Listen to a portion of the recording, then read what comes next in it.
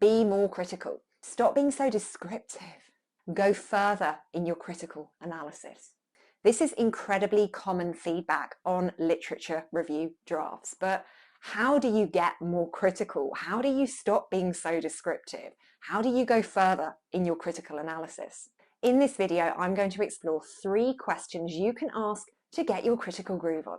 What's it about? How can it be applied to my dissertation topic? How valuable is it for my literature review specifically? I'm Dr. Elizabeth Yardley, and I have spent 20 years working in UK universities as an academic, helping thousands of dissertation students to be more critical.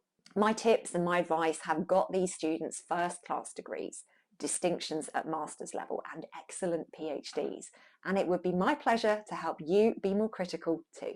So let's get to those 3 questions that will help give your dissertation literature review that critical edge. First up, what's it about? Before you can start critically analysing something, whether that's a theory, a piece of research, an idea, you've got to demonstrate your understanding of it. The person reading your dissertation needs to be convinced that you actually know what you're on about. So take a couple of sentences and describe the thing that you're analysing. Don't bang on about it for ages, just say enough to demonstrate that you know what you're writing about. For example, say you're writing about feminist theory, because that's the theoretical framework for some of the literature that you're reviewing. You might say, feminism describes a range of theoretical positions, all of which agree that gender is an important organising principle of social life.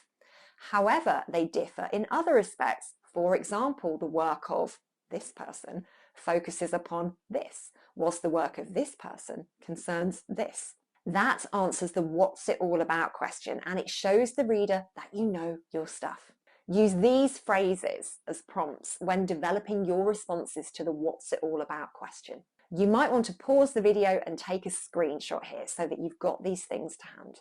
If you're finding this video helpful so far, hit that like button, give me a cheeky like. It really does make a huge difference in ensuring that other people can find the video too.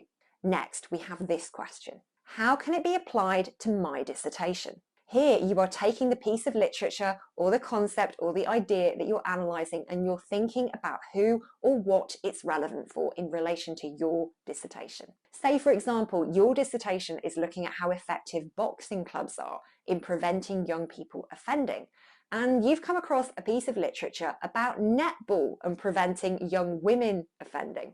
Is this relevant for your dissertation? Well, no, not entirely, but bits of it might be. Which bits might be helpful? Which bits might not? Are there any general concepts or theoretical models you can take from this piece of literature? Another example, you're looking at the role of online forums in supporting women with postpartum depression. You've come across a piece of literature about the role of face-to-face support groups in supporting women with postpartum depression. It's about the same group of people with the same issue, but the context in which the support is provided is different. Might this piece of literature tell you something about what women's support needs are, the kind of things they need help with, even if the specifics of that piece of literature are more concerned with a different type of support? Does it identify the disadvantages of face-to-face support? Does this open up the opportunity to start thinking about where online forums might be helpful to fill in those gaps? Could you use it for something like that? Here are some phrases you can use when you're addressing this question in your work. So again, if you want to pause the video and take a screenshot, do so now. Now, if the tips I've shared so far are going to help you make progress and push that needle forward, take a moment to hit the subscribe button, because I have a lot more videos just like this one on the way. The last question, how valuable is it for my literature review specifically? Here you're making a judgment about the value of the piece of literature you're examining. You are evaluating it. You're looking at its strengths and its weaknesses. How helpful is it? Does it push our understanding forward? So, for example, say that you are considering the value of symbolic interactionism in making sense of why some children are excluded from school. You might come across Howard Becker's labelling theory and think, yes, that is really valuable, because when a child is labelled as naughty or badly behaved, that tends to stick.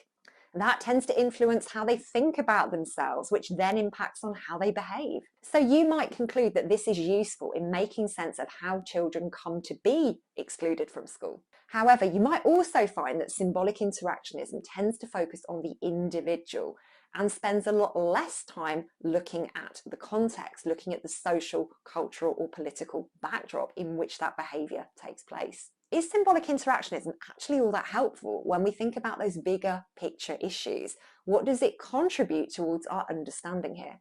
And you might find that whilst it's helpful in one respect, there's another respect in which it's lacking. There are those things that it doesn't look at. So you need to do this for the literature that you're considering for your literature review. How helpful is it specifically for what you're looking at? What can you take from it? What do you need to leave behind? And again, here are some phrases you can use when you're addressing this question in your literature review. So for one final time, pause the video and take a screenshot. And there you have 3 questions to help supercharge your critical analysis in your dissertation literature review. If you want more tips like this, and this delicious all-you-can-eat buffet of topics currently popping up around my head, become a Degree Doctor Insider by subscribing to my weekly emails. When you sign up for my email list right now, you will get these lovely freebies that are going to help you keep your dissertation on track. Details of how you sign up are in the description of this video, so go check that out now. I will be back soon with more dissertation tips.